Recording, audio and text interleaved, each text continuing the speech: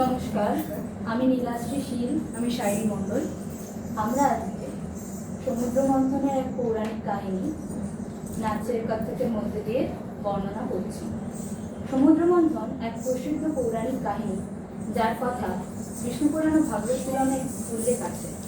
এই কাহিনীতে সত্যযুগে দেবতা অসুরদের মধ্যে যখন সমুদ্র মন্থনের নির্ণয় নেওয়া হয়, তখন সর্বপ্রথম উত্থান ঘটে হলাহল নামক বিষে এবং তারপরে অমৃতকে তো সকল দেবতারা গ্রহণ করতে চাইলেও হলাহলকে কোনো দেবতাই বা অসুরই গ্রহণ করতে চাইছিলেন না।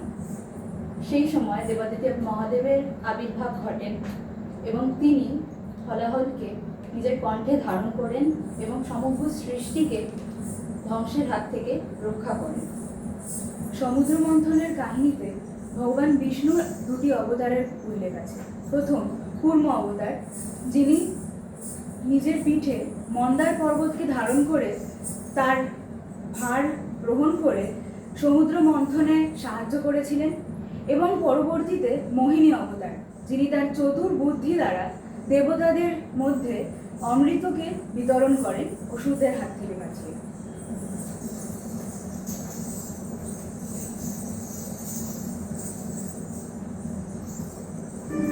एक वैरागी दूजा संसारी, एक डमरू से होश उड़ावे, दूजा बंसी के सुर से लुभावे, एक बैल को वाहन बनावे, दूजा गोकुल गाय चरावे, एक कर तांडव अहंकार मिटावे, दूजा उंगलियों पर नाच नचावे, एक लगा के भस्म रमजावे, दूजा मोर पंख माथे सजावे, एक तीसरी आंख जलावे, दूजा अपनी मुस्कान छलावे, एक जटा गंगा बहावे, दूजा यमुना शांत करावे, एक माया के हाथ न आवे, दूजा माया को आंख घुमावे, एक योग में ध्यान लगावे, दूजा भोग के लड्डू खावे, एक ध्यान में दूजे को सुमिरे, एक ध्यान में दूजे को सुमिरे, दूजा एक में खुद खो जावे।